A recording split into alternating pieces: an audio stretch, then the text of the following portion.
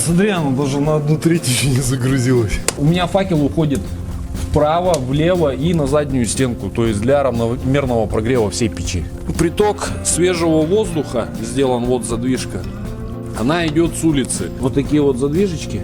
То есть они вот как раз для воздуха. Они для воздуха, да. Это внутренний воздух, будем так говорить, комнатный. Сейчас у нас с улицы шибер закрытый и закрыта поддувальная дверка, да. То есть если мы вот так и так открываем, А если вообще поддувальную дверку открыть, наверное, да, всасывать начнет? да, очень сильно начинается вот такой поток